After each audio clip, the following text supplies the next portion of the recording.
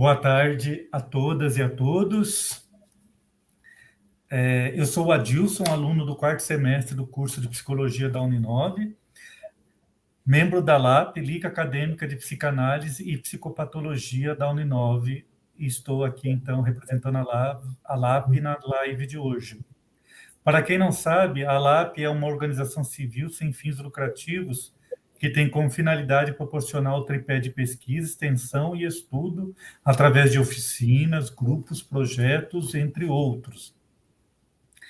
Desde o início da pandemia da Covid-19, a LAP está mantendo esse modelo de extensão e estudo acadêmico, palestras no sistema de apresentações online, a fim de contribuir com o conhecimento não só dos alunos da Uninove, mas de todo o público em geral que acompanha os eventos promovidos pelas redes sociais, em especial temas ligados à LAP, à psicanálise. Hoje, nossa TV LAP, juntamente com está promovendo aqui, nesse sistema online, né, o nosso encontro com o nosso querido professor Daniel Hammer Roisman. Mas antes de fazermos a apresentação do nosso convidado de hoje, queremos nos solidarizar com as famílias e amigos de cada uma das mais de 600 mil vítimas fatais da Covid-19.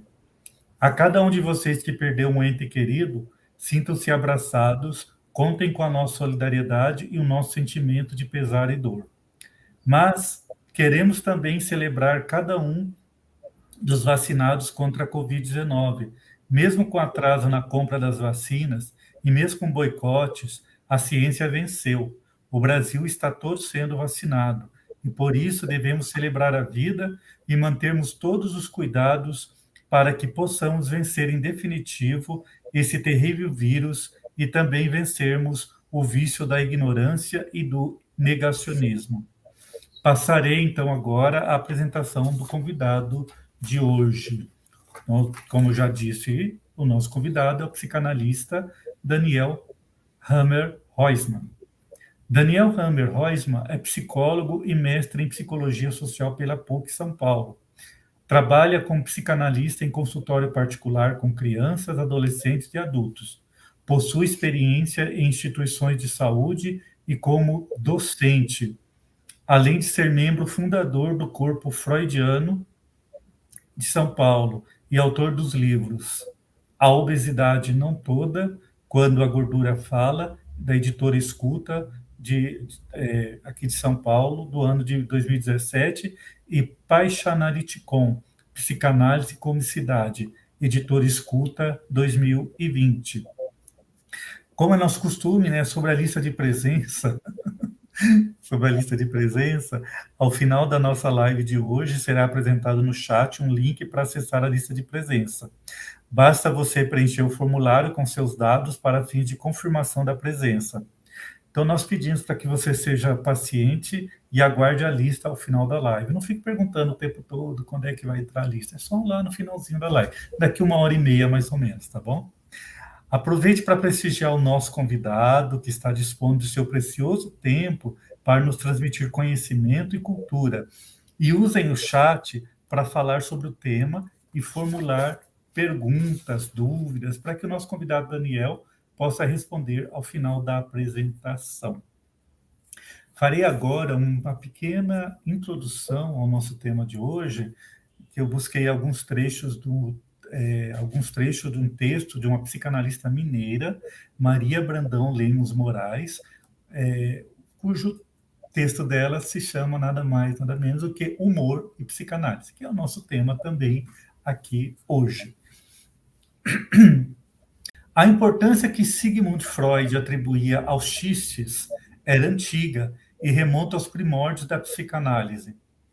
Na sua correspondência com Fliess, ele fala de seu interesse pelas piadas sobre judeus e confessa que colecionava uma série delas. Ele sempre temperava suas inquietações fundamentais com um relato de xistes. Em 1905, publicou o livro Os Xistes e sua relação com o inconsciente, no qual tentava desvendar o que torna uma piada risível e o que é o riso para a economia psíquica.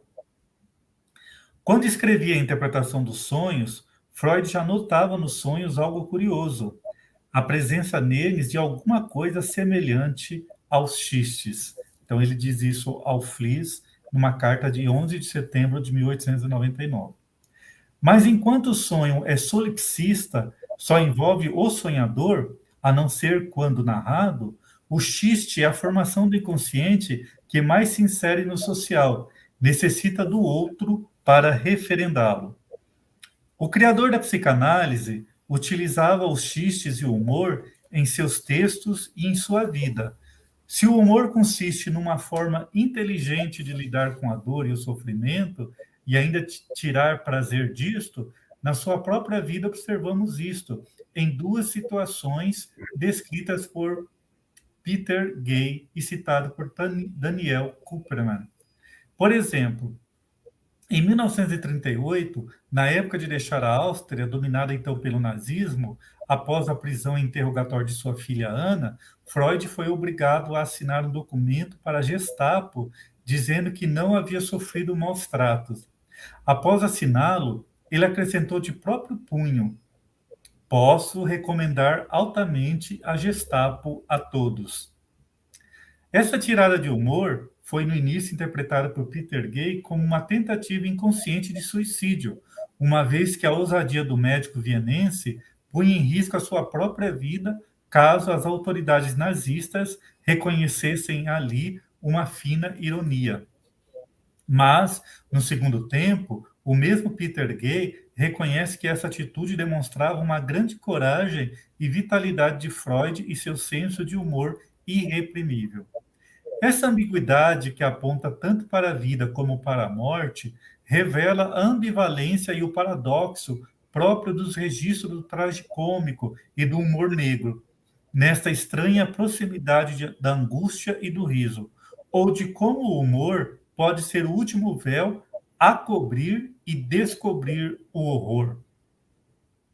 É famoso o xiste de humor ácido escrito por Freud e do condenado à morte, que numa segunda-feira pela manhã, ao ser levado para a execução, comenta: a semana está começando otimamente. É o humor enquanto afirmação do desejo diante da adversidade e da morte. Humor lúcido e trágico, ao mesmo tempo triunfal, alegre, ou seja, o humor freudiano, em sua associação íntima com a morte, é tragicômico. O humor torna o sujeito capaz de rir de si mesmo e mostra que toda a verdade é incompleta, que o ser humano é insuficiente e quando a vida mostra a sua imperfeição e falha, ainda assim vale a pena uma boa risada. O xiste é considerado um modelo do inconsciente, pois é composto apenas de palavras, de um jogo de palavras. Existe nele um levantamento da inibição e uma criação, quando uma representação inconsciente pega carona numa pré-consciente e apresenta-se ao consciente do piadista, que a conta ao terceiro e produz nele um efeito constatado pela risada. A piada só é piada se o terceiro é tocado por ela e a referenda com um riso. Por isso que muitas vezes nós ouvimos, né? Nossa, que piada sem graça. O psicanalista Abrão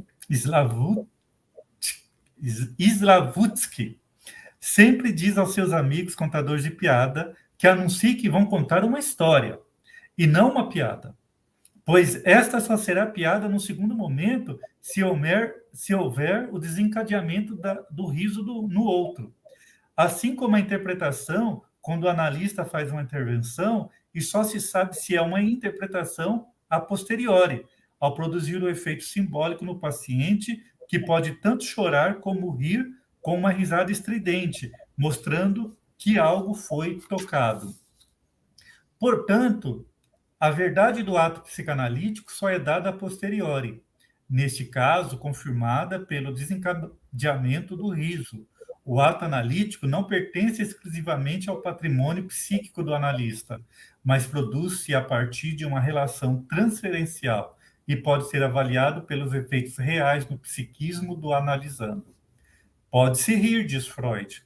ainda que o saber produzido pela análise provoque dor. O riso seria um signo de algo fundamental, produziu-se no analisando e abre para ele novos canais de acesso à experiência analítica. Algo na ordem do registro do trágico, quando é tocado no decorrer de uma análise. Pode desencadear uma risada estridente e entreabrir caminhos para que alguma coisa da ordem do não previsível, do não familiar, surja, possibilitando o encontro com o horror presente nos meandros do psiquismo. Uma porta se abre através do riso. O princípio do prazer abriria, paradoxalmente, as comportas para o além do princípio do prazer, contornando as interdições e abrindo novas possibilidades de simbolização. O dito humorístico só é humorístico e desperta o riso se preencher determinadas condições: a surpresa, a ambiguidade, o afeto doloroso suprimido. A mesma situação que despertou o riso passa a não ter graça se contada de outra maneira. Finalizando, o humor é ético porque é a afirmação do desejo ante a pulsão de morte. É estético, pois criativo, contorna os interditos e causa prazer da ordem da sublimação. E político, pois que é uma forma de desconstrução pelas beiradas do poder instituído, para que o sujeito reafirme o seu desejo e restaure o seu direito de existir numa comunidade social sem perder a graça. É sobre esse e outros pontos, em especial a utilização do humor no atendimento e na supervisão clínica, que o nosso convidado de hoje vai conversar conosco. Em problemas cruciais de psicanálise sem graça, ainda inédito, nos diz Daniel, o seu Lacan já dizia que os analistas devem abandonar o semblante melancólico para manter a psicanálise viva e energizada. Assim, esse encontro aposta na experiência psicanalítica como um encontro em que um certo tipo de gozo é possível e alegre, pois compartilhado entre analisando e analista. Nesse caminho é utilizado sua reserva libidinal e criativa, que o analista potencializa a ampliação libidinal e criativa da subjetividade do analisando. Desse modo, o nosso palestrante pretende demonstrar que é possível tratar a psicanálise com seriedade e, ao mesmo tempo, com a leveza que ela necessita, para que o analista possa acessar as formações do inconsciente por meio do humor, pois rir é, antes de tudo, uma forma de encontrar-se com seu trágico. E nessa dimensão trágica da existência, o xiste, o humor e o riso aparecem como formas efetivas de lidar com o mal-estar. Feitas as apresentações, passadas as informações sobre a lista de presença, e com esse pequeno introito, passemos a palavra ao palestrante.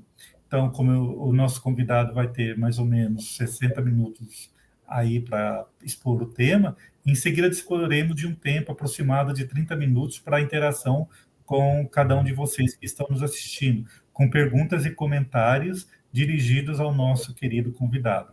Então, com a palavra, o nosso querido palestrante, Daniel Roisman, que desde já agradecemos a sua presença, bem como a de cada um e cada uma que estão nos assistindo, e desejamos a todos uma ótima live. Com a palavra, Daniel Hammer Roisman. Aí, Adilson, obrigado. Eu acho que você já deu a palestra, hein, Adilson? Eu vou, acho que, tomar um sorvete. Hoje eu ainda não tomei sorvete. Aos sábados à tarde eu costumo tomar sorvete. Então, obrigado, pessoal. Tchau. Até a próxima. Qual é o seu sabor preferido? Eu gosto dos clássicos, chocolate com creme, mas também um crumble de morango, que teve uma época aí lá na Cor de Crema. Não deixa de ser uma opção. Pena que eles tiraram esse sabor. Então, só fazendo piada mesmo para compensar a minha tragédia de ter perdido esse sabor do sorvete. Mas vamos lá. Obrigado, Adilson. Obrigado, Fabiana Louro, em especial, a Liga LAP, pelo convite. É a segunda vez já que eu estou aqui. O primeiro encontro foi A Obesidade Não Toda, né? Ou Quando a Gordura Fala, que foi o meu primeiro livro. e esse, de alguma forma, é sobre psicanálise e humor, que é pautado no meu segundo livro, O Paixanalite com Psicanálise e Comicidade.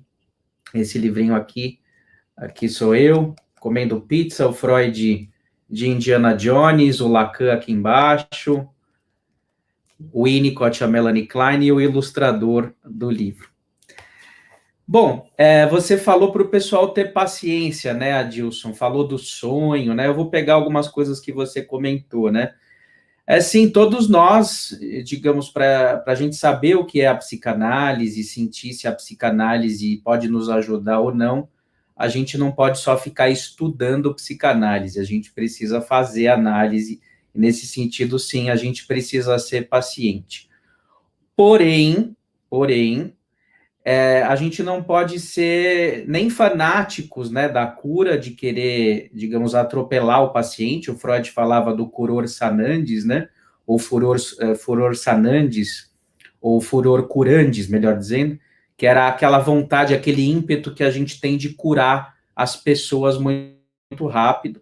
Isso não é muito sadio, embora seja uma forma da gente amar os outros, quando a gente quer muito ajudar, é porque a gente se importa com as pessoas, e aí entra o que eu vou falar hoje. Mas, por outro lado, também uma análise muito passiva, em que o analista ele fica esperando o inconsciente se manifestar, o tempo da pessoa, pode ser muito perigosa também, porque corre o risco do analista ficar mumificado e passivo, e as pessoas chegam até nós sofrendo e elas querem resolver o sofrimento delas, e que a gente não precise usar, digamos, a sociedade de consumo como um álibi para dizer assim, não, psicanálise é uma experiência de reencontro interior, de autoconhecimento, né, que, enfim, não está dentro dessa lógica pragmática, se funciona ou não funciona.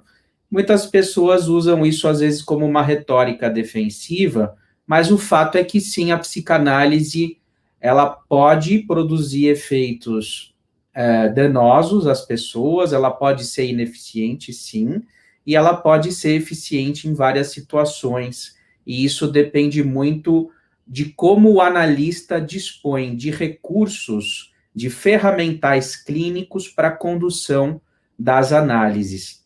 Então, o tema do humor, ele foi muito tabu na psicanálise, ainda não tem muitos trabalhos sobre isso, porque, de fato, se a gente for pegar uma posição freudiana mais ortodoxa, que é a base, né, a origem da psicanálise, Freud considerava que o analista ele deveria ser asséptico e neutro, né, de alguma maneira ele deveria estar numa posição de abstêmio, né, para que ele pudesse ser uma tela em branco que recebesse o inconsciente, ouvisse o inconsciente, né, do seu paciente e devolvesse a sua mensagem, né, para o paciente entrar em contato com aquilo.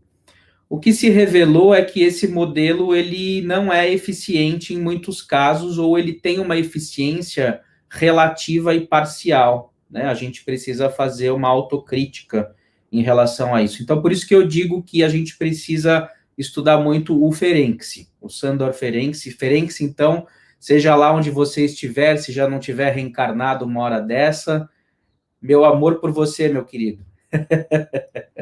Por que meu amor por você, né? Porque você é um cara que se preocupava com a empatia, que se preocupava com a análise enquanto encontro humano, que focava na sensibilidade, no tato, na capacidade de nós estarmos com os nossos pacientes e irmos com eles até as últimas consequências. Então, o Ferenczi, por exemplo, era um cara que ele não se deixava derrubar por nenhuma teoria, nenhum método, nenhuma posição burocrática ou conservadora, tal como havia essa possibilidade de leitura a partir de Freud.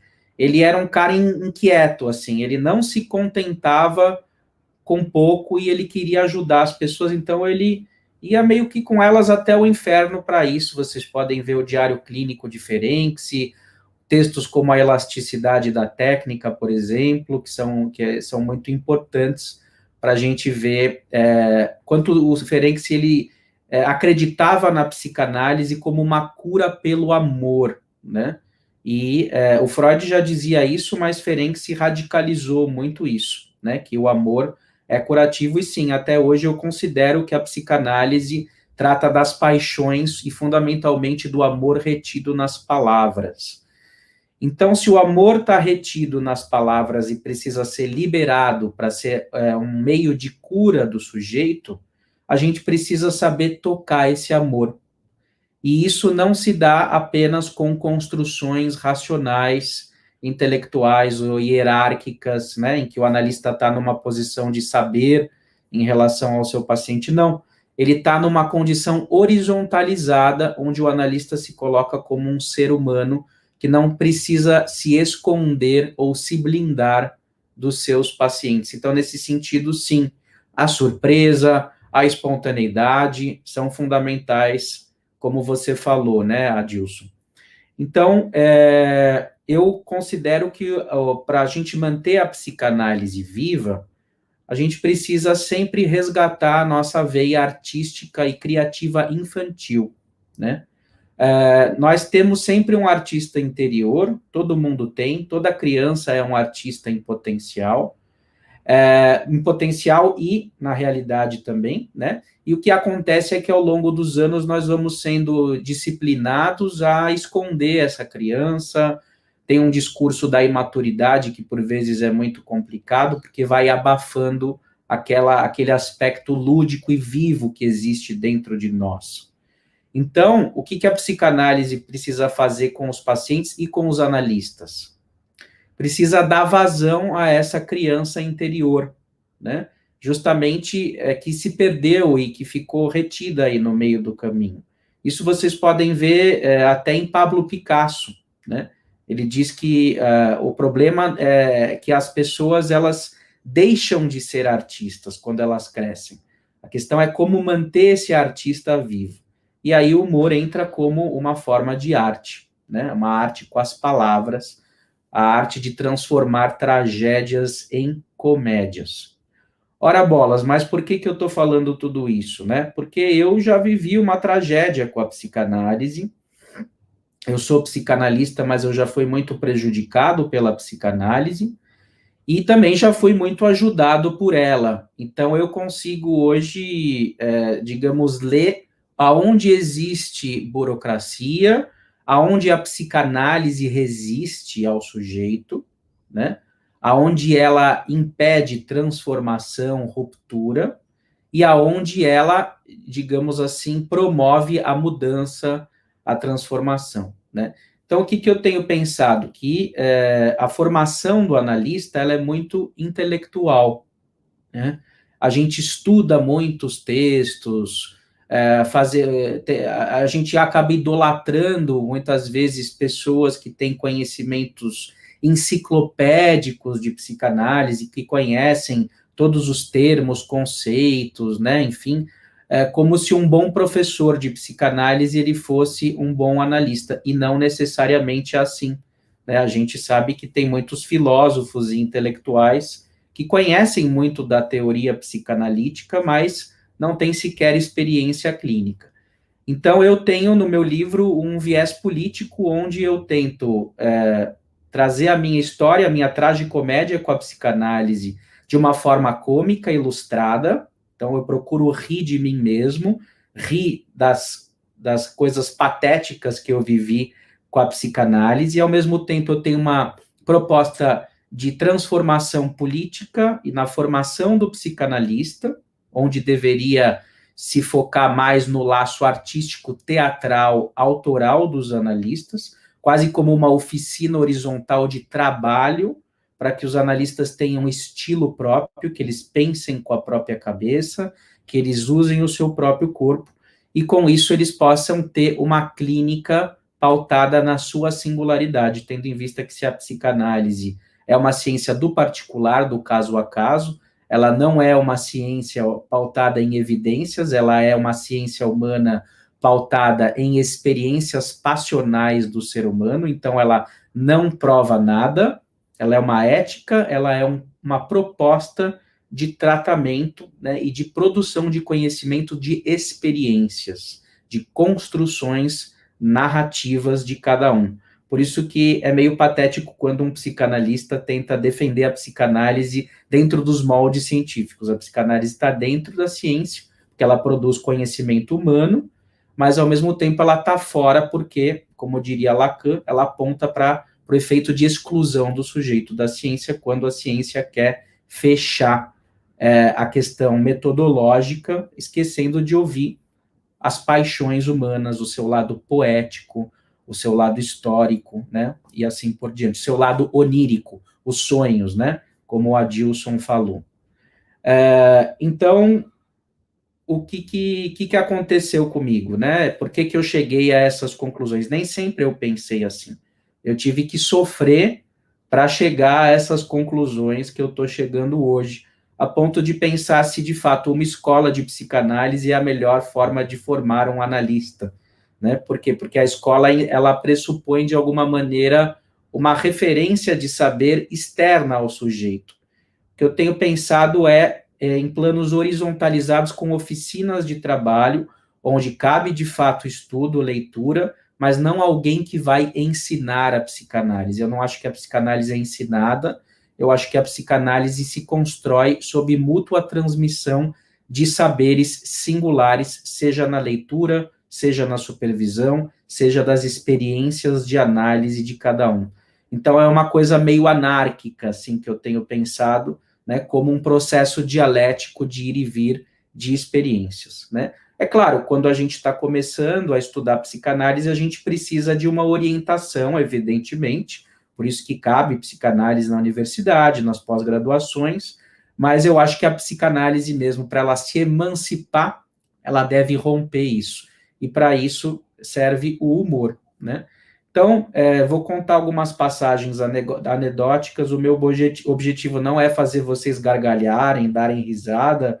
Então, eu não seria um bom humorista de stand-up, porque quando a gente já, digamos, diz antecipadamente, aí retomando o que o Adilson falou do Abrão Slavutsky, eu vou te fazer rir, hein?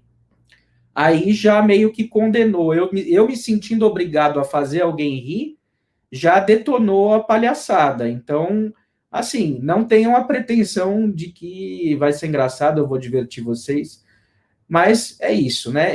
Quando eu tinha 4 ou 5 anos, eu desenvolvi uma fobia alimentar e eu não comia peixe nem frango, né? E o meu avô, que era psicanalista da Sociedade Brasileira de Psicanálise, ele era uma das figuras mais importantes da época aí, né, dos anos 70, vamos dizer assim, da psicanálise no Brasil. Ele usava a teoria psicanalítica para me interpretar na mesa de almoço. Então, ele dizia que eu tinha núcleos psicóticos, porque eu me defendia da comida, porque a comida era uma espécie de veneno tóxico, e eu achava que a comida, esse tipo de comida, ia me matar, por exemplo. Então, imaginem um garoto de 4 ou 5 anos de idade escutando do seu avô, né, que era uma autoridade, enfim, ele me colocava nesse lugar muito, assim, de uma certa submissão, vamos dizer assim. E demorou muitos anos, né, para eu poder rir disso, poder me desvincular disso, de como o saber psicanalítico pode ser usado como uma autoridade, né? Então, inclusive, no meu livro eu faço piadas disso, eu ilustro meu avô comigo, por exemplo, na mesa. Eu contratei um desenhista profissional, Caio Oshima, que também é psicanalista, e eu contava para ele essas anedotas, essas situações anedóticas comigo, e ele criava uma cena, né, ilustrada aí, né? Então é como se eu contasse o meu drama e ele produzisse um sonho da minha dor, e aí, a partir do livro, eu consegui uma espécie de autocura, né? Para mostrar, digamos, para mim mesmo que eu conseguia superar essa dor. Então, a minha relação com a psicanálise, ela sempre foi muito ambivalente. Minha mãe também era psicanalista, depois deixou de exercer. Eu via os livros dela nas paredes, né, da casa, Sigmund Freud, e eu mal entendia, não sabia o que era isso, né? E depois de muitos anos, acabei eu me tornando psicanalista, mas com muitas críticas, né? E de alguma maneira tentando usar o humor como uma maneira de eu rir de mim mesmo e desse lugar objetificado que, em parte, eu fiquei, embora, obviamente, que meu avô também me ajudou muito, e eu aprendi muitas coisas com ele, e é justamente esse aspecto paradoxal do ser humano que a psicanálise leva em conta, que os nossos pais, as nossas figuras de afeto não são perfeitas, elas são paradoxais, elas são ambíguas. Então, meu avô pode ter sido, vamos dizer assim, inadequado comigo várias vezes, mas por outras vezes não. Ele também me ajudou muito, né? Então, digamos que o humor, ele permite que a gente ria da nossa relação religiosa, filiativa com os psicanalistas, Freud, Lacan, né? Sempre quando é aniversário deles, as pessoas postam no Facebook, né? Eu brinquei que eu amo o Ferenc e tal. Então, é bom a gente gostar deles, mas, por outro lado, a fé cega não é sadia em nenhum lugar, inclusive na psicanálise. Então, a gente tem que ter uma certa distância. Bom, uma outra situação, eu estava fazendo análise, e aí eu acabei adormecendo na sessão, porque era muito chato, eu não queria ir, tinha que ir 3 vezes por semana, eu era um garoto também, e eu acabei adormecendo e o analista, ele começou a me interpretar. Ele me contou, inclusive, né, que ele começou a me interpretar quando eu estava dormindo no sofá, né, achando que eu estava teatralizando um sono, mas na verdade eu dormi, né, porque era às 2 da tarde, eu voltava do colégio, e aí eu, de alguma maneira, não estava afim de fazer análise, não queria fazer lição, nada, e era uma obrigação. Então, em vez de ficar assistindo sessão da tarde, me obrigavam a ir no analista, né? E aí quando eu acordei, ele me mexeu assim 5 minutos antes de acabar a sessão, e ele me falou, eu achei que você estava simulando, né, e tal, eu comecei a interpretar, mas aí quando você começou a roncar, eu vi que você estava dormindo de verdade, né? Então, assim, é patético, né? Porque, de alguma maneira, mostra a distância que ele estava de mim e que eu estava dele, né? Era um cara meio robozinho, de fato, ele não me cativava em nenhum aspecto. Era uma análise burocrática que eu ia contra a minha vontade, nunca falava com os meus pais. Simplesmente ia lá para eu projetar o meu inconsciente e não acontecia nada, era só dinheiro jogado fora, né? Então, outra vez, por exemplo, eu deitei assim naquele sofá também, quando eu fui ver, estava cheio de caca de nariz grudada no sofá, mas não era minha, era de alguma outra pessoa, e quando eu cheguei, assim, falei para ele, escuta, você não limpa isso? Aí ele nem respondeu, né? Só para vocês terem base de como pode ser um analista caricatural, né? De ficar naquela posição de múmia, né? Asséptico e tal. O que ele tinha que ter feito, na minha opinião, é ser humano e falar, olha, Daniel, desculpa, deixa eu ver o que tem aí, né? Tem até alguém falando, coitado, enquanto dormiu, sonhou e ele interpretou o sonho. Eu acho que ele viu que era um pesadelo, na verdade, a coisa, e não sabia lidar com esse pesadelo. Eu já vou chegar lá porque que eu acho que ele achava que era um pesadelo tudo isso, me atender, inclusive, né? E aí, ele tinha que ter tido a hombridade de dizer, não, olha, de fato, Daniel, eu não vi, alguém grudou essas cacas aí, né? Me desculpe, eu vou pedir para alguém limpar. Mas nem isso, né? Quer dizer, ele ficou naquela posição fechada, né? Que é muito comum até hoje, né? Muitas análises fracassam por causa disso. Muita gente sai falando mal da psicanálise porque se depara com robozinhos que ficam presos a uma espécie de norma técnica, né? Assim. Bom, resumindo, nessa análise eu percebi que não estava adiantando, ele era conhecido do meu avô, fiquei anos ali indo no consultório, e aí um dia eu falei, olha, eu não vou vir mais, né? Inclusive bati o carro, já tinha tipo 18, 19 anos, já dirigia, bati o carro indo para a análise, né? Para encerrar, eu tive uma situação assim. Estava bem abalado, porque para mim era difícil fazer essa ruptura, afinal de contas tinha esse peso do meu avô, né, enfim.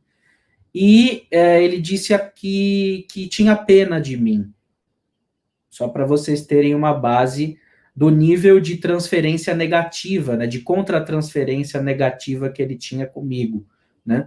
Então, quer dizer, é uma autoridade da Sociedade Brasileira de Psicanálise de São Paulo, é um didata da Sociedade Brasileira de Psicanálise de São Paulo. Tinham, só para vocês terem base, nos anos 80, apenas 12 didatas, que seriam os analistas que poderiam formar outros analistas. Então, imagina a concentração de poder em pessoas que tinham quase que um monopólio sobre quem poderia ser psicanalista. Então, eu fui me dando conta que a psicanálise ela é trágica, é patética, né, em grande sentido. Por isso que eu acabei indo para uma proposta lacaniana, de alguma forma, que o Lacan é todo um crítico, né, desses modelos enrijecidos de trabalho, porém também o lacanismo, né, que não é o bem o Lacan, transformou também a psicanálise num dogma, né, de modo que também as burocracias e a desafetação e essa coisa patética do analista asséptico fez com que muito se deixasse de criar e inventar. Então, hoje, passei pelo freudismo, pelo kleinismo, passei pelo lacanismo, e hoje estou fazendo uma aproximação com Sándor Ferenczi, né, que também já não tenho assim uma idealização em relação a nada. Isso eu acho importante a gente ter, tá? Que é uma libertação de idealizações. A minha relação com a psicanálise hoje ela é totalmente desidealizada. Ela serve como um campo aberto onde eu faço da psicanálise a minha psicanálise e procuro respeitar, salvo que tenham aberrações por aí, a psicanálise dos outros. Porque é impossível que a psicanálise seja sempre a mesma, tanto pela variedade institucional, como pela variedade de escolas de psicanálise, de teóricos e assim por diante. Bom, então falei da tragicomédia com a psicanálise brevemente, protocolos e burocracias, o quanto isso empobrece e tira o aspecto vivo da psicanálise. Falei do exemplo do nariz, da questão de ser interpretado na hora do almoço. Agora, salvando um pouco a figura do meu avô, né? O meu avô, quando ele, nos anos 70, ele estava muito transferenciado com o Bion, né, que é o maior desdobramento teórico clínico da Melanie Klein, é o maior discípulo, né, vamos dizer assim, da Melanie Klein, e ele foi fazer análise com o Bion, lá em Los Angeles. O Bion tinha se radicado em Los Angeles. E aí ele chegou e falou para o Bion: olha, Bion, eu li todos os seus livros, né? E aí o Bion falou: olha, você leu todos os meus livros? Então faz o seguinte: esqueça tudo o que o senhor leu, porque eu quero que o senhor seja o senhor mesmo, e não Bion. E aí, nunca mais o meu avô leu Bion. Ele fez uma temporada de análise com Bion, né? Ia 2 vezes por dia, durante acho que 2 meses. Então fez 60 sessões, né? Mais ou menos. E nunca mais leu Bion. Então, a pergunta ele é ele mesmo ou ele é Bion? Porque ele fez o que o Bion pediu. É uma questão, talvez as duas coisas, né? Então, por que eu trago esse exemplo? Porque, de alguma maneira, nesse sentido, eu sou bioniano. Ou seja, a gente pode ler de tudo, saber os conceitos, ler os filósofos, articular a psicanálise com a cultura, conhecer Freud do alemão, ler Lacan do original e tudo mais, mas jamais esqueçam o saber pulsional que existe dentro de cada um de vocês. E esse é o princípio da psicanálise, a descoberta do inconsciente, é que é um saber não sabido. E esse saber não sabido não é apenas memória, ele não é apenas um conhecimento, ele é um saber fazer. É justamente aí que entra esse artista interior que eu dizia no começo da minha fala. A psicanálise, uma psicanálise que se preze efetivamente, é aquela que permite que cada um possa ser ele mesmo do ponto de vista pulsional, que ele possa dar vazão artística as suas pulsões. E, nesse sentido, ele precisa que o seu analista compareça humanamente com ele numa relação para facilitar esse processo de libertação passional e emocional que existe dentro dele.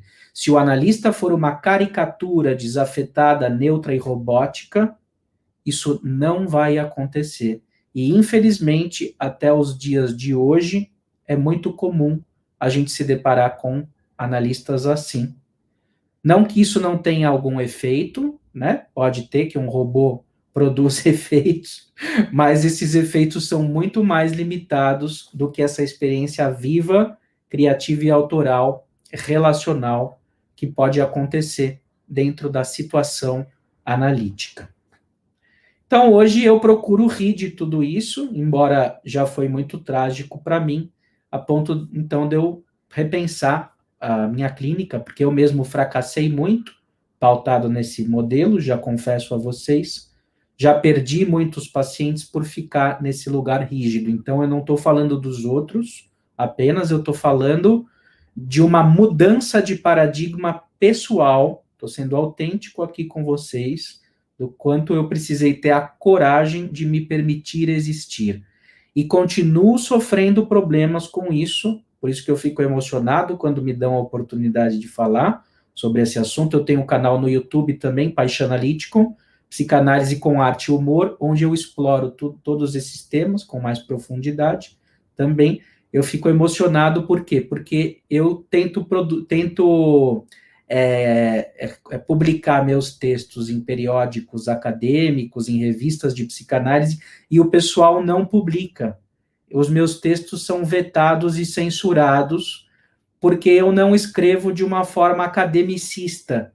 E justamente hoje, como a gente está com as pessoas migrando muito para as universidades, os psicanalistas, fundamentalmente, porque eles precisam de prêmios e títulos e precisam, assim, ganhar dinheiro de alguma forma, e as instituições psicanalíticas estão muito pulverizadas, inclusive desacreditadas. A minha instituição não é reconhecida pela sua, a sua não é pela minha, as duas brigam, eu não leio os autores da sua escola, você não lê os meus autores. Então, o que acontece? Essa pulverização da psicanálise, esse desgaste institucional crônico da psicanálise levou os psicanalistas a irem para as universidades. Então, assim, então a universidade vai me salvar, eu vou ter um mestrado, eu vou ter um doutorado, eu vou ter uma livre docência, um pós-doutorado, eu sou docente, então eu me torno uma referência em psicanálise. É uma referência imaginária e fálica, no sentido, assim, do conhecimento enciclopédico. Olha como ele sabe, olha quantos autores ele leu. Mas qual que é o efeito paradoxal disso? Que a psicanálise está se distanciando da sua raiz. Por quê?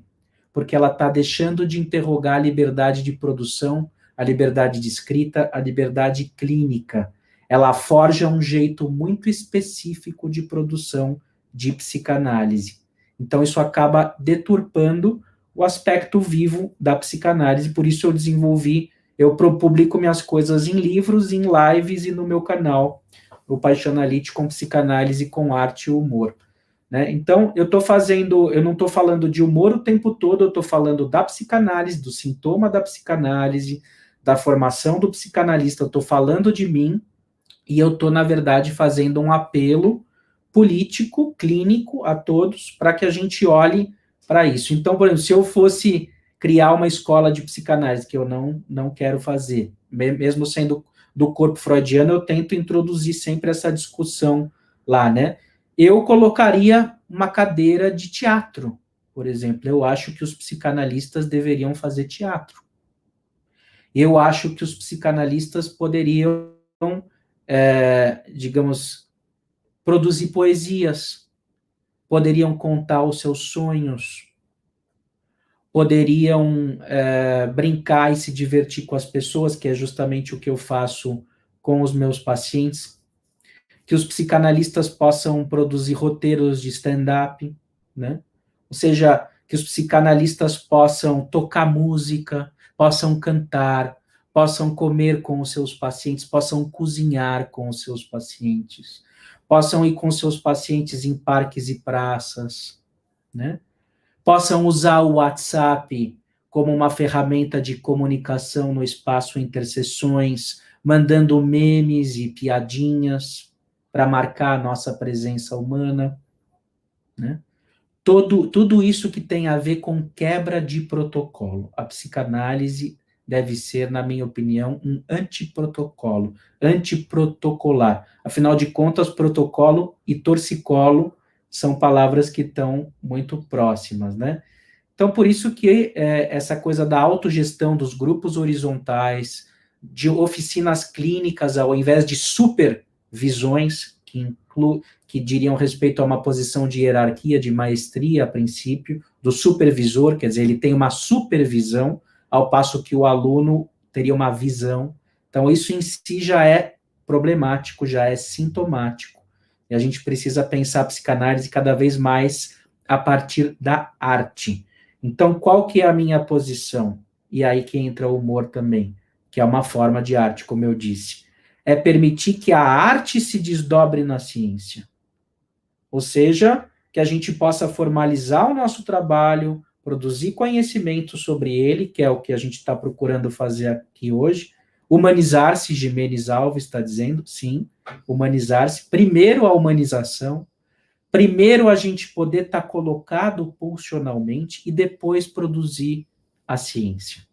Se a gente tentar colocar o saber conceitual antes disso, a gente vai criar uma fabriquinha de salsichas, ou seja, todo mundo é igual a todo mundo.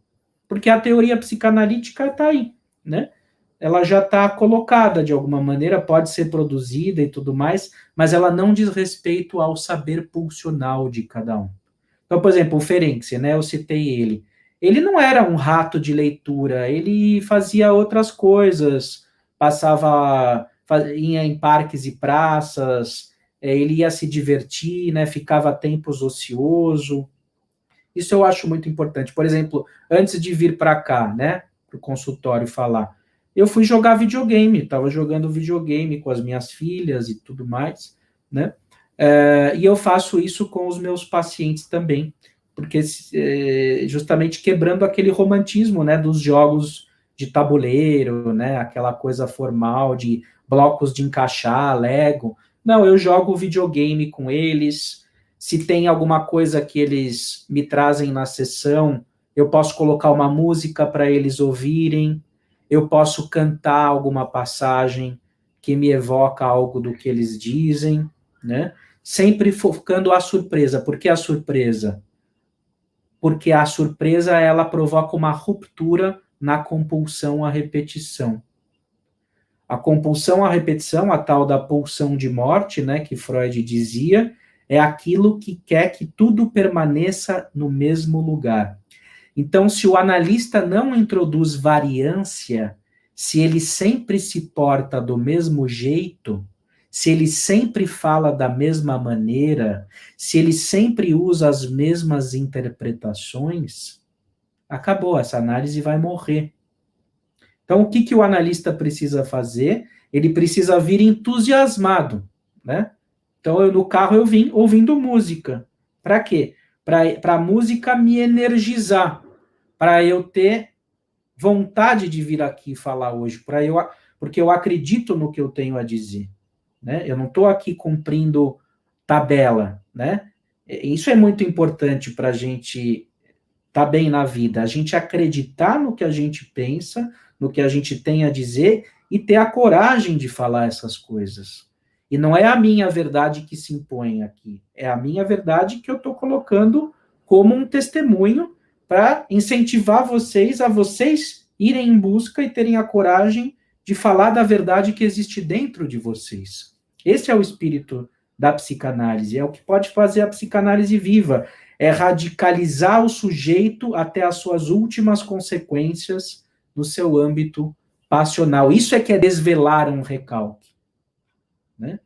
É permitir a emergência dessa força de vida, né? A psicanálise tem esse objetivo, permitir um apaixonamento pela vida. Então, alguém que não está apaixonado pela vida, que não tem paixão pela psicanálise, apesar dos pesares, das tragédias, né, que de fato existem dentro dela, essa pessoa não vai conseguir analisar com qualidade os seus pacientes. Então, esse é o ponto principal. Apaixonamento. Quando o Adilson diz, olha, aguardem, tenham paciência, vamos respeitar o professor Daniel, né?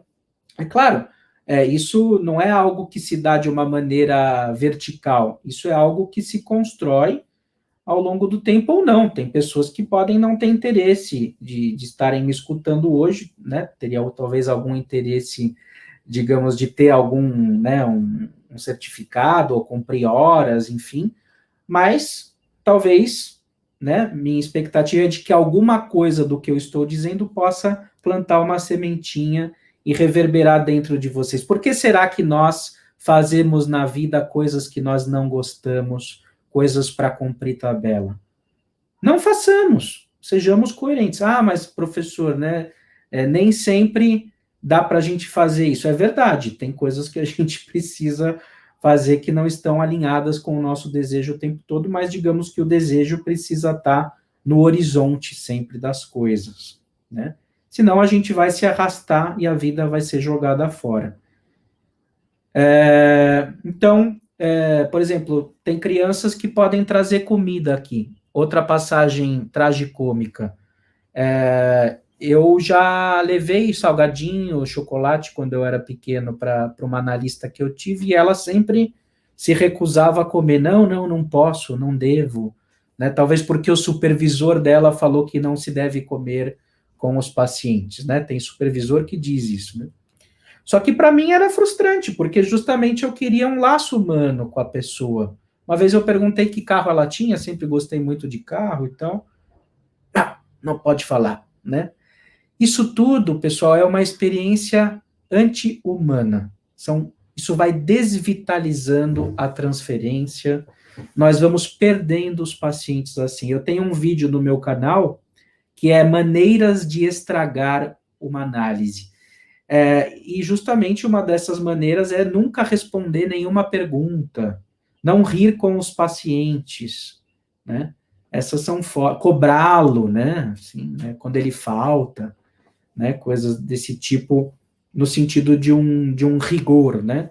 Então, quando as pessoas falam do rigor na psicanálise, me preocupa um pouco, porque é claro que a gente pode ter rigor, mas o rigor pode estar muito próximo do fanatismo. Então, isso é muito perigoso, né? Porque quando alguém diz, nossa, que fulano tem rigor, hein? Quer dizer, ele sabe o que ele está falando. Eu posso ter rigor aqui no que eu estou falando, mas ao mesmo tempo é um rigor que procura, pelo menos essa é a minha intenção, ser leve, no sentido assim, pessoal, não tem uma verdade absoluta, não se deixem abafar, deem voz a vocês mesmos, com responsabilidade, claro, né? O cara diz, eu vou dar voz a mim mesmo, vou convidar meu paciente a ir para o motel, não é nesse sentido que eu estou falando, né? Quer dizer, porque aí justamente entram os perversos que podem se autorizar a fazer essas barbaridades. Não é nesse sentido que eu estou falando de que vale qualquer coisa, né? É poder ter a responsabilidade interiorizada. Mas nem sempre é possível isso, a gente precisa de autoridade externa. É verdade, né? O mundo precisa, às vezes, de autoridade externa para regular as condutas. Mas o ideal, se é que há na minha opinião, é que a gente possa ir se autorregulando aos poucos, né? Que a gente não precise se submeter às autoridades e nem nos tornarmos autoridades. Ou seja, que a gente possa romper com a dicotomia autoritário-obediente, ou senhor e escravo, se a gente quiser tomar a dialética de Hegel, por exemplo. Então, por exemplo, eu uso muito o WhatsApp, né, com os meus pacientes, às vezes eles estão deprimidos, ou eles precisam de uma sessão, mas não podem pagar, ou eu não tenho horário, ou eles não podem também, por causa da agenda deles. Então, a gente se fala pelo WhatsApp, algum áudio, um meme, uma mensagem. Por quê? Porque a análise não precisa se reduzir, né, às sessões pré-estabelecidas, né? A gente pode pingar a nossa presença humana, né? Então, o Adilson falou do além do princípio do prazer. No Além do Princípio do Prazer, tem a questão do Fordá, do Lack, né, que é o jogo do carretel, o netinho do Freud, que jogava o carretel por debaixo da cama e fazia ele retornar, como uma maneira de simbolizar as presenças e ausências da mãe que não estava lá. Então, ele saía de uma posição passiva para uma posição ativa em que ele controlava a mãe, né? Através do carretel, não a mãe de fato. Então, eu penso esse modelo como um campo transformacional, um ir e vir, em que a gente marca a nossa presença pelo uso de tecnologias, né? Em que a gente não precisa esperar as sessões. A gente pode, no interim, no meio tempo das sessões, marcar nossa presença e os pacientes marcarem as presenças conosco. Artes plásticas. Já teve exemplo patético na história da psicanálise, o paciente era um pintor, psicótico ou não, não importa, que ele queria mostrar os quadros para o analista. E o analista dizia, não, mas como a psicanálise é a cura pela fala, eu não vou ver seus quadros. Então, sabe, aí o que acontece? Novamente, uma maneira de estragar uma análise. Por quê? Porque o cara está te mostrando uma coisa que ele fez, ele quer que você testemunhe, né, a capacidade criativa e viva dele. Então, já aconteceu comigo, uma paciente minha que estava em depressão, produziu fotos artísticas. O que eu fiz? Falei para ela trazer para o consultório, tirei os quadros da parede e pendurei as fotos dela na parede do consultório. Né? Nossa, mas você não pode fazer isso, Daniel. Por que eu não posso? Qual o problema de eu fazer isso? Ela precisa de alguém que a reconheça de alguma maneira. Isso é a cura pelo amor, né? Amor não no sentido erótico, né? Mas amor no sentido de um companheirismo, né? Da humanidade, do carinho, né? De ter alguém que está conosco num momento de dor, né? Que nos acompanha nisso. Então, isso é fundamental, e isso vocês vão encontrar muito em Sándor Ferenczi, vão encontrar muito também em Winnicott, de certa forma, mas também vão encontrar em Freud e Lacan, né? De uma maneira mais esparsa, talvez, nos textos, mas muitas vezes passagens belíssimas ilustram que eles também faziam isso. Tá? Então, nesse sentido, tem... Oi, pode falar, Dilson. Não, acho que do Lacan o mais célebre, assim, dessa interação, vamos chamar assim, com o paciente, aquele caso da senhora que foi vítima do nazismo e ela tinha pesadelos, né, com a Gestapo, e aí ele faz o ato de pôr a mão no rosto dele, né, que em francês vira geste à peau, né, e aquilo faz com que ela se cure, né, talvez, eu pensei agora nesse exemplo, que acho que é o mais clássico, né, dessa coisa de ir além só da neutralidade, né, de ficar ali neutro, impassivo, quase que um peso morto, né, como alguns falam, né, ali na sessão, né. E outra coisa também que queria falar sobre esse fato aí dos quadros que você falou, né, do psicanalista recusar, quer dizer, ele recusa ali uma metáfora, né, que o paciente traz, né, através dessa linguagem da pintura, da linguagem da fotografia, né, que ali há uma condensação, um deslocamento, né, de algo que ele talvez não consiga falar em palavras, mas ele fala em figuras, né, em pinturas, em fotos, né, então são coisas que, claro, não pode virar, aqui uma opinião, não pode virar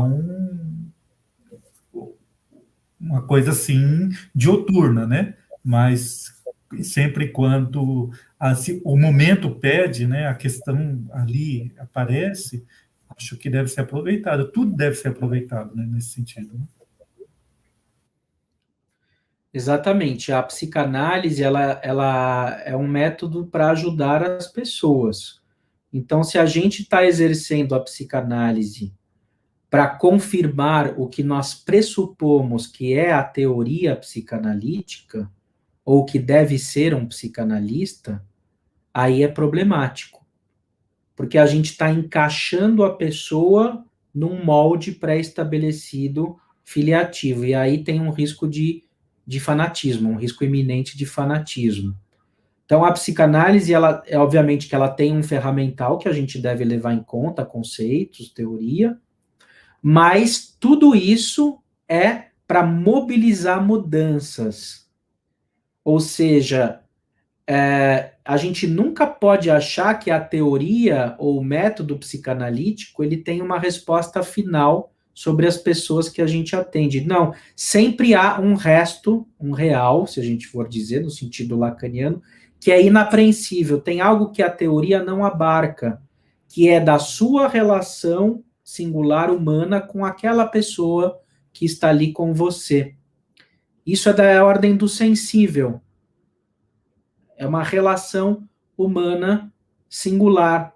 Freud e Lacan não estão ali com você. O Winnicott e Ferenczi não estão ali com você concretamente. Eles estão dentro de você de alguma maneira através de um saber, mas eles só vivem dentro de você porque o seu saber existe. O seu saber enquanto Adilson, Daniel, Fabiana, né? É quem precisa fazer essas vozes falarem, contanto que você esteja falando ali, e não Freud, Lacan, ou o seu supervisor, ou o seu professor.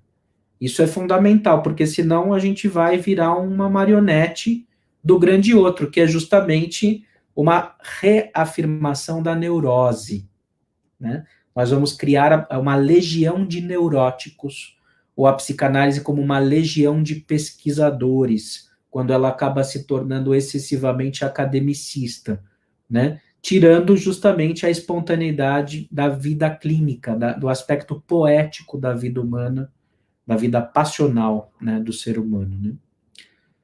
Então, sim, o Lacan foi criticado por essa situação com a paciente. Também tem um outro exemplo da paciente dele que achava que era a medusa. Ela não podia olhar ninguém nos olhos porque ela transformava em pedra. Então, ela já tinha passado por vários analistas e todos ficavam interpretando o Édipo dela e não adiantava nada, até que indicaram ela para o Lacan. Então, olha, tenta fazer análise com Lacan. E aí, o que o Lacan fez? Ele fez uma interpretação não verbal, não explicativa. Ele se aproximou do rosto dela, encostou a ponta do nariz dele na ponta do nariz dela e foi paulatinamente se afastando dela com os olhos arregalados e com um sorriso no rosto. E quando ela percebeu que o amor dele era maior do que o medo dela de transformar o outro em pedra, que ela não tinha transformado ele em pedra, o sintoma desapareceu. Então aí é um exemplo da psicanálise como cura pelo amor, um gesto sensível, humano, uma intervenção psicanalítica pelo olhar. Não pronunciou uma palavra sequer. Mas isso não é psicanálise, Daniel. Como é que pode ser? De fato, ele foi muito criticado também por essa intervenção. Mas é isso. Ele, no fundo, estava pouco se lixando se iam falar que isso é psicanálise ou não é psicanálise. Ele fez o que ele achou que ele deveria fazer e deu certo, né? Então é isso. Autoria e confiança. Embora tudo isso, obviamente, seja construído ao longo de um percurso de análise, né, através de dor, né, infelizmente, sei lá, é assim que as coisas funcionam, e através de um aprendizado ao longo dos anos, porque também existem sempre aqueles alunos de psicologia meio prepotentes, né, tem dois tipos, tem o prepotente, que acha que já sabe fazer tudo, e tem também aquele que precisa da autorização do professor para qualquer coisa, porque também é complicado, né? Ele pode ser reprovado, então essa preocupação ela tem uma certa razão de existir. Mas como eu já dei muita aula em universidade, né? Eu sei que geralmente tem esses dois extremos. Tem o aluno prepotente, né? Que ele acha que sabe tudo, e tem aquele que tá meio que apagado de si mesmo ali, morrendo de medo do que ele vai fazer. Então, o que eu digo é, nem tanto ao céu, nem tanto ao inferno, vamos procurar nós, inclusive supervisores, para dar um acolhimento aos alunos, permitindo que eles possam estar ali, que eles possam escutar os seus pacientes. Muitas vezes nas clínicas escola tem muita regrinha, né? E as pessoas ficam paranoicas mesmo, né? E isso é muito traumático, porque você está propiciando o germinar de um possível futuro psicanalista. É claro, não são todos que se tornam psicanalistas, tem gente que faz estágio clínico que quer RH ou quer outra coisa, mas ali onde há um possível psicanalista, alguém que tem desejo de vir a ser um psicanalista, se você encher ele de regrinha, com medo de processo, de não sei o que e tal, ele vai ficar fóbico. E a chance desse artista interior advir, ela vai ser remota, ele vai ter que correr muito atrás depois para poder se autorizar, né? Então, sempre eu tomo muito cuidado, eu uso música, o pessoal traz comida nas supervisões na universidade, a gente vai no boteco beber depois, eventualmente, né, em churrasco, né, justamente para tentar horizontalizar ao máximo a relação professor-aluno. O professor, ele deve ser um facilitador, né, do aprendizado, mas ele não deve impor nada a ninguém. E nesses momentos é muito delicado, nesses momentos iniciais, né, nas universidades, mas também não só nas universidades, nas escolas de psicanálise também, né, essa figura de autoridade, uma coisa meio, às vezes, fascistoide, assim, que pode usar como álibi a questão de, bom, eu posso ser processado, temos que ter ética aqui, mas a gente também não pode impedir que as pessoas apareçam, né? Senão também é antiético nesse sentido, né? Então, a formação do psicanalista deve ser como a análise. Ela deve propiciar esse campo vivo, né, autoral. Então, eu trabalho, por exemplo, com famílias, eu jogo videogame com o pessoal, eu tenho arminhas de Nerf no consultório, espadas, coisas não ortodoxas, né?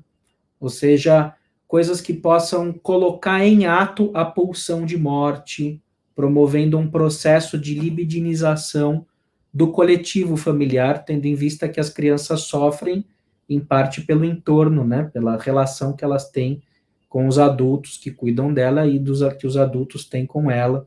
Então, elas precisam que algo novo, muitas vezes, se processe no laço familiar. Um dos problemas comigo foi esse, que eu fazia análises tradicionais, em que a criança tem a caixa lúdica, e aí tem que preservar o sigilo e tal, e nunca se chamava meus pais na análise. E aí os meus pais, que eram separados, se separaram quando eu era muito novo e me colocaram em análise meio que para compensar a falta de pai, né? Porque meu pai construiu outra família, depois me via a cada 15 dias, só final de semana, me colocaram em análise como se isso fosse resolver alguma coisa. E justamente o que o analista precisava fazer é convocar meu pai para ele ser pai, né?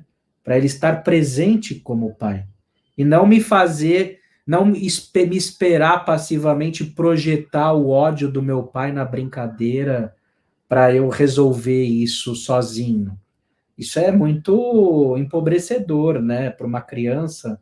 Isso não tem eficiência, né? Então a gente precisa convocar os pais, sim, né? Precisam ser escutados e precisa mobilizar a estrutura familiar para dar uma nova condição de existência àquela criança, para que o seu sufocamento emocional tenha um novo destino, né?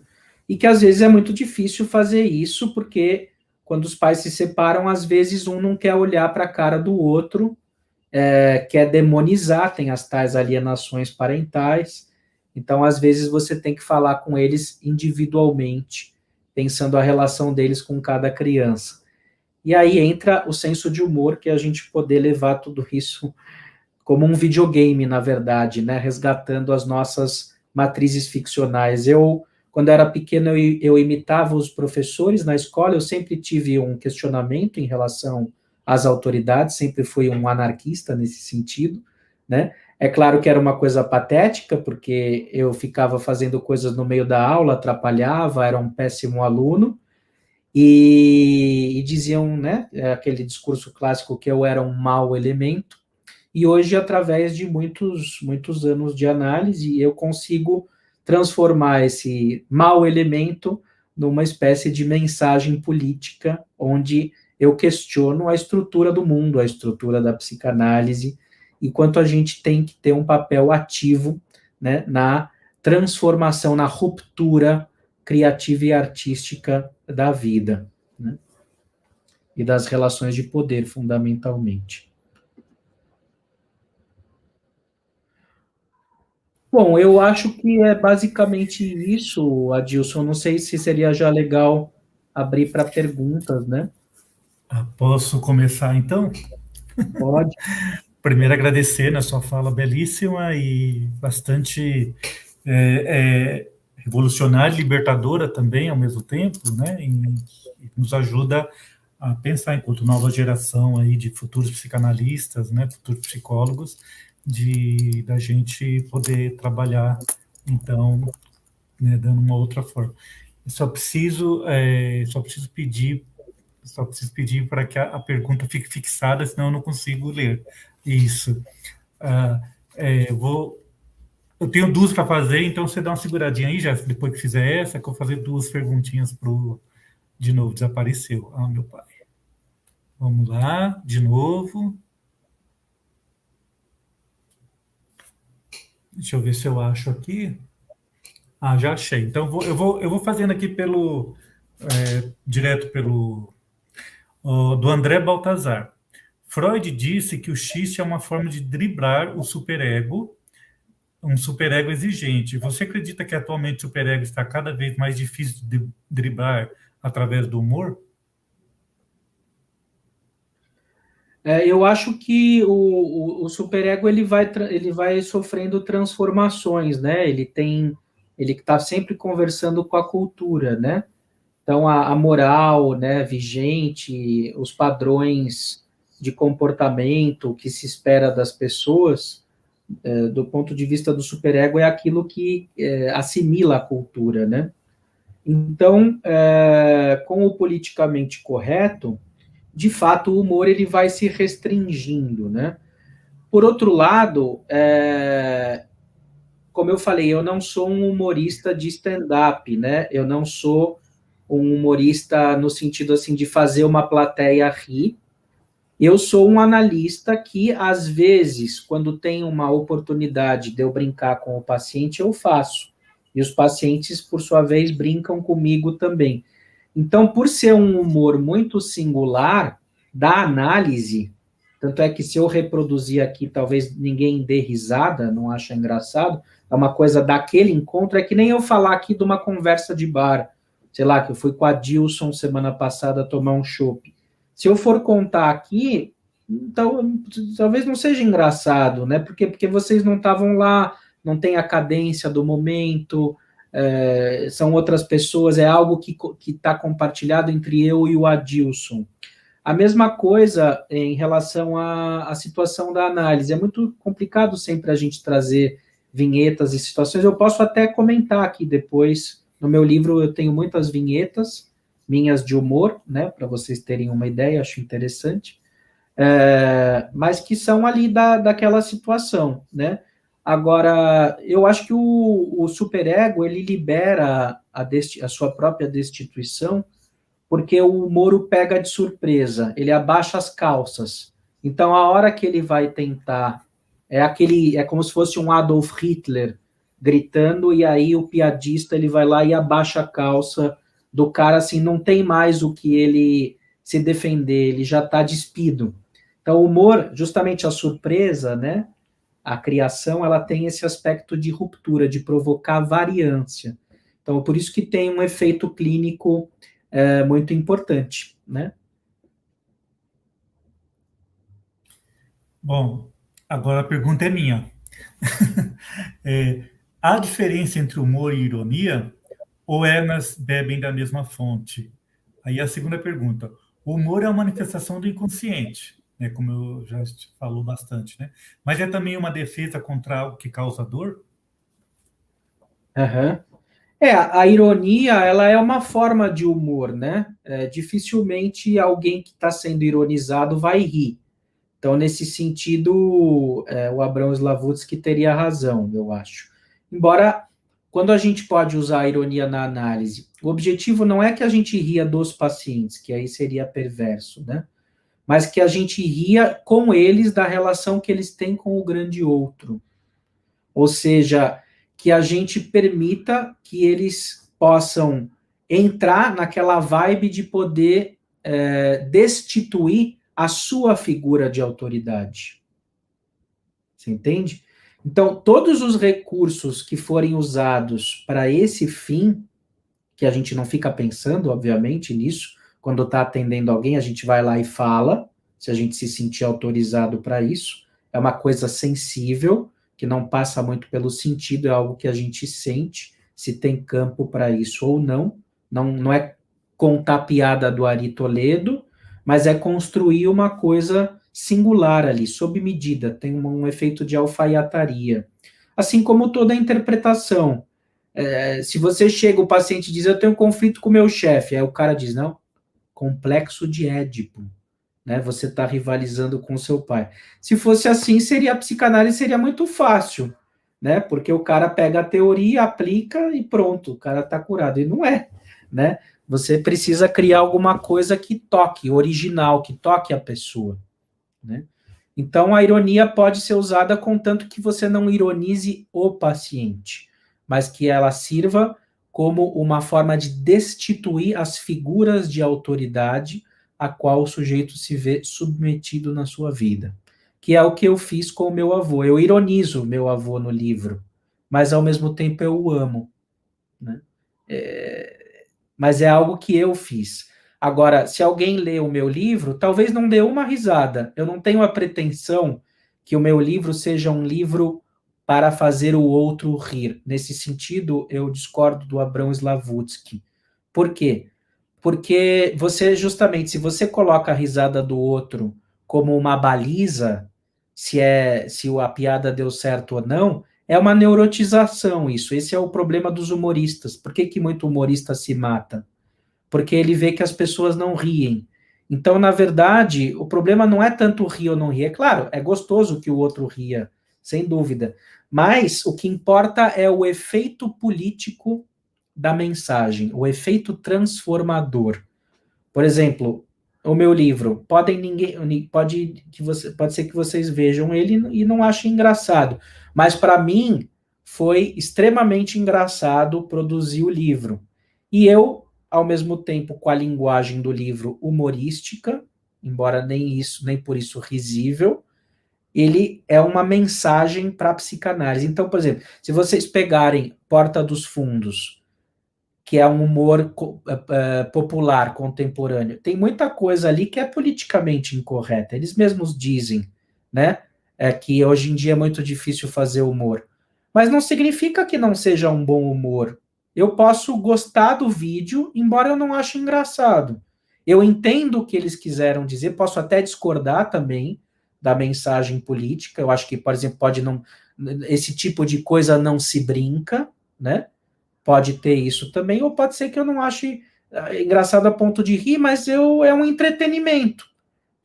Assim como vocês podem ler uma poesia e de alguma maneira não ficarem encantados e tal, mas aquilo ser um entretenimento, de alguma maneira produzir um efeito, uma apropriação de experiência humana. Então, nesse sentido, se vocês quiserem entender a minha biografia, o que eu penso, tem o meu livro, que é uma forma de vocês rastrearem como funciona a minha cabeça. Então, nesse sentido, é um estudo antropológico humano. Eu trago exemplos clínicos, né, pautados no humor, mas, por outro lado, eu não estou preocupado em fazer ninguém se divertir. Eu gostaria, no mínimo, apenas, né, de fazer com que as pessoas tenham o direito e a capacidade de serem artistas, né? De que elas possam se expressar de uma maneira viva. Só isso. Até acho que até aqui um comentário feito pela Heloína Paiva Martins, ela diz que percebeu nos estudos dela que a maior parte dos que ousam falar sobre o humor quase pedem desculpa ao afirmar que o humor é uma coisa séria. Uhum. O- Pode-se falar, pode-se falar do humor com seriedade? Eu sempre fui acusado de não ser um cara sério, justamente por pessoas que não conseguem transitar entre a seriedade e a brincadeira. Pessoas que a nossa cultura, inclusive, ela ajuda a gente a dicotomizar, separar o humor da seriedade.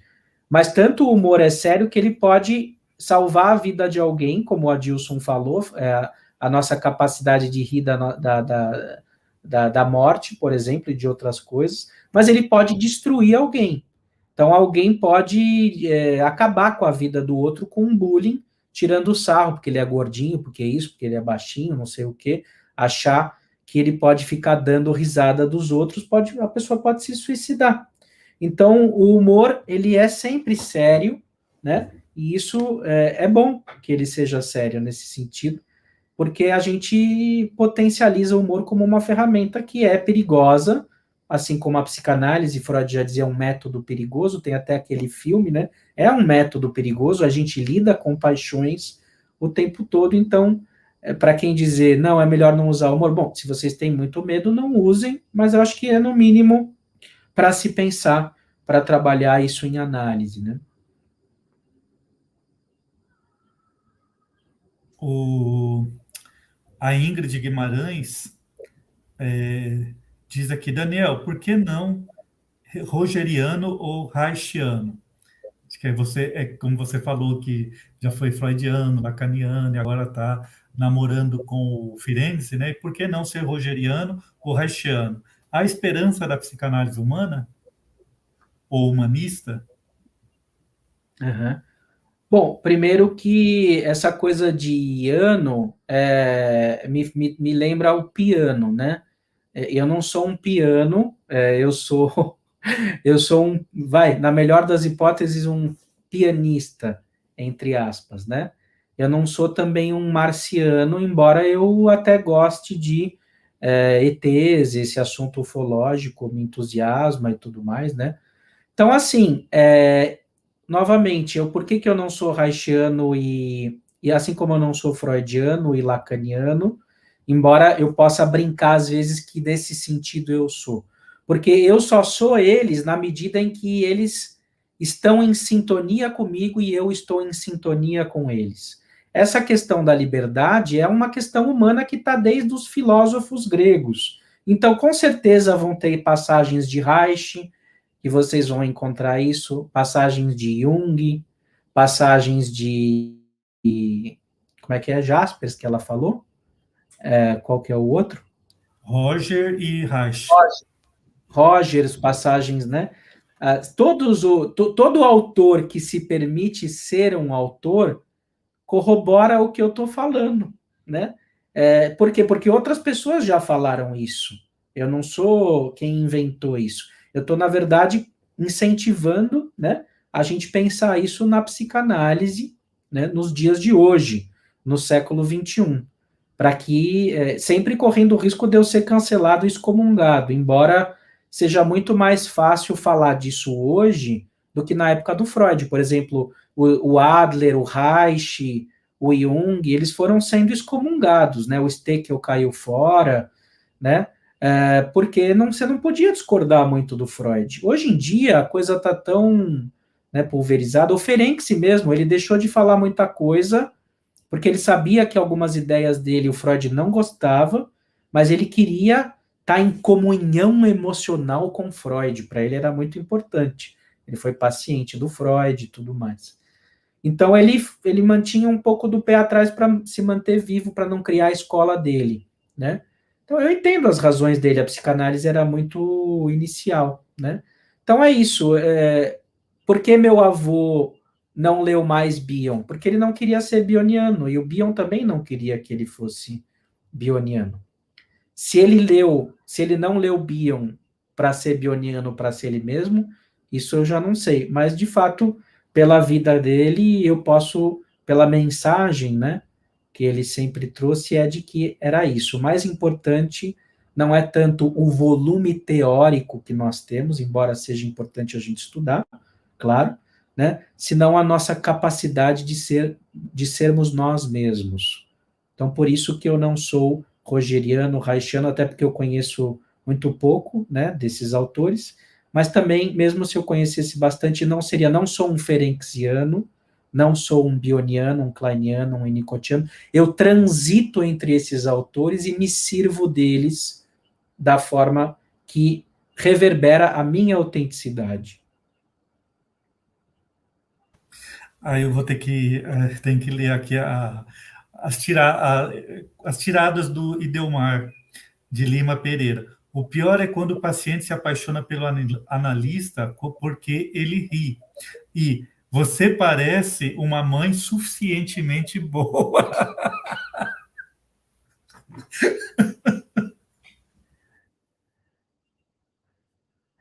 Sim, eu sempre fiz uma brincadeira com essa coisa da mãe suficientemente boa. Eu digo assim que o mais importante não é o analista ser uma mãe suficientemente boa, é ele ser uma mãe suficientemente louca, porque só o analista sendo louco para escutar a parte louca de nós mesmos. E a pessoa normal, diria Lacan, né, é aquela que não sabe dar voz suficiente ao seu discurso interior. Essa é a pessoa normal. Então, sim, eu sou acolhedor, eu gosto de coisas do Winnicott, embora eu não me considere um Winnicottiano, né? Mas eu considero que seja um autor de valor. Obrigado pelo elogio, te agradeço. E Ideomar, né? Bom, eu navego, então, no mar, né? Ideomar, né? Eu navego aí no mar da psicanálise, por isso eu me considero hoje um psicanalista contemporâneo, que é alguém que, de alguma maneira, pode ultrapassar as escolas, uma psicanálise transescolar.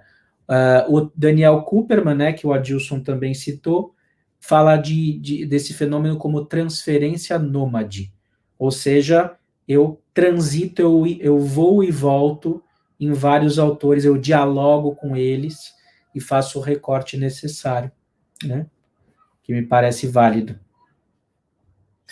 Perfeito. As perguntas acabaram. Quer fazer um fechamento aí, uma conclusão?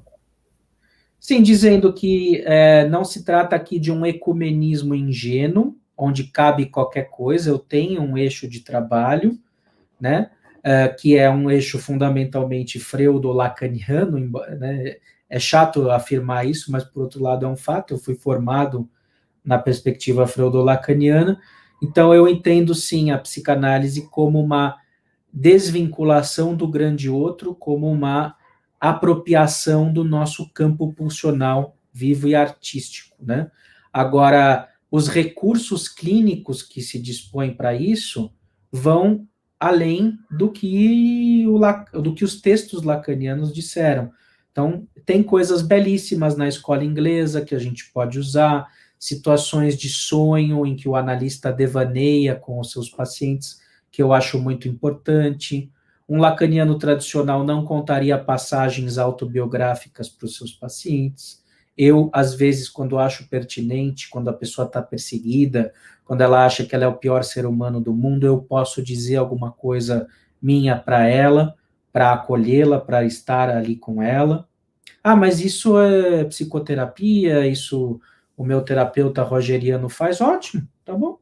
Que bom que ele faz, né?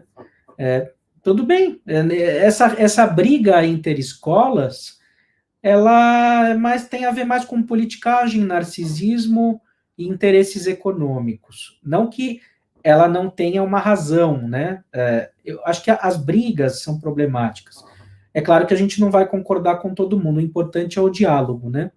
Mas tem muitas coisas que podem se assemelhar, principalmente quando cada um se permite ter o próprio estilo. Então, a minha mensagem é essa, né? Que vocês possam ter entusiasmo, apaixonamento, escutem o coração de vocês, né? Eu sei que é meio clichê, mas no fundo os clichês eles dizem respeito a uma verdade, né? Tanto é que eles existem. Se eles não dissessem respeito, né, a algo da condição humana, eles não seriam clichês, né? Então, sim, escutem o coração de vocês e com a coragem de existir, vocês vão estar sendo coerentes e vão estar em paz com vocês mesmos. Um sujeito normal é aquele que não escuta a si mesmo. E a pior coisa para mim é a normalidade. Eu gosto da anormalidade, ou seja, da loucura produtiva. Perfeito. E tem, vamos, já falamos de clichê, fazer mais um aqui. Se até transferência tem relação com amor, né? O amor de transferência. Quando a gente conversa com um autor, se identifica com ele, está sendo ali uma transferência intelectual, né? Podemos dizer assim, né? E isso não significa que a gente vai concordar, como você diz, com tudo que aquele autor determinado diz, né? Podemos transitar, afinal de contas, essa liberdade tem que existir, né? Naquilo que se conversa, né? E aí vem o clichê, né? Se até um casal que diz que se ama briga, né? Por que nós também, quando fazendo essa transferência e essa relação transferencial com os autores, a gente também não pode discordar e até mesmo discutir com ele certos conceitos com os quais a gente não, né, pode não concordar, né? Então, acho que a grande lição que você trouxe para nós hoje também foi um pouco isso, né? De tratar a vida com a vida e análise, né? O ser analista, a relação com analisando como né, nessa relação com humor, né, mas com essa seriedade também para que seja feito aquilo, porque essas intervenções que você disse do brincar, do jogar videogame, não deixa de ser também uma forma de abrir-se para que o seu inconsciente, né, o inconsciente do analista, converse com o inconsciente do analisando, né? A Jéssica está pedindo para você falar o nome do seu livro e do seu canal. Não sei se você consegue escrever aí, se você está vendo a Pode escrever transmissão. no chat mesmo? Pode. Ou no, No chat aqui você tem, no no chat privado? do... Pode escrever no privado que ela passa para lá. Tá. É isso, né? A gente pode considerar concluída com êxito o nosso trabalho de hoje, né? Te agradecer mais uma vez, Daniel, pela sua disponibilidade, simpatia, ou por você ter sido esta mãe suficientemente boa hoje conosco. Foi muito legal essa tirada do... Como é que ele chama mesmo? Já esqueci o nome dele. Acho o Idelmar, né? Foi muito engraçado, né? E espero, quando você tiver aí com o seu próximo livro já pronto, vier aqui, você vem aqui falar com a gente, que vai ser sempre muito bem-vindo. Você já é da casa, tá bom? Nossa, muito obrigado, Adilson. Obrigado, pessoal, para me acompanharem nisso tudo. Realmente aí é o percurso de uma vida. Eu brinco que eu tenho mais tempo de análise do que de vida, como se eu tivesse fazendo análise lá no céu antes de reencarnar, né? Que eu já fui colocado em análise desde pequeno e permaneço até hoje, então ou eu matava a psicanálise ou a psicanálise me matava, né? Assim, no seguinte sentido, alguma coisa, alguma contribuição, alguma ruptura eu vou precisar dizer, alguma merda no ventilador eu vou precisar jogar, porque há algo de podre no reino da Dinamarca. A psicanálise está adoecida. Ela começou como uma ciência belíssima, uma última flor de lótus da medicina, mas a história dela é trágica, é patética, com muitas coisas importantes, é verdade, muitas conquistas. Ela permanece viva até hoje, 120, 130 anos depois, mas nós precisamos sempre nos interrogar sobre esse estranho lugar que é ser psicanalista, e disso se ocupava muito Lacan. O grande caso clínico do Lacan, se é que há, né, porque ele quase não falava do trabalho dele clínico nos seminários e nos escritos, o grande caso clínico do Lacan é o psicanalista. Que ser é esse? Porque alguém decide ser psicanalista. Então, o meu testemunho hoje aqui, pessoal, é justamente isso. É um resgate de quem eu sou, é aquilo que me caracteriza na minha espontaneidade, de como eu uso isso no meu trabalho e de como eu gostaria que cada um fizesse isso à sua maneira. O meu desejo é esse, né? Ninguém me imitar, né? Eu acho que cada um deve ser a própria referência de si mesmo, embora a gente tenha mestres e pessoas que a gente gosta, mas é sempre bom dialogar com eles e não simplesmente obedecer. Isso é muito importante.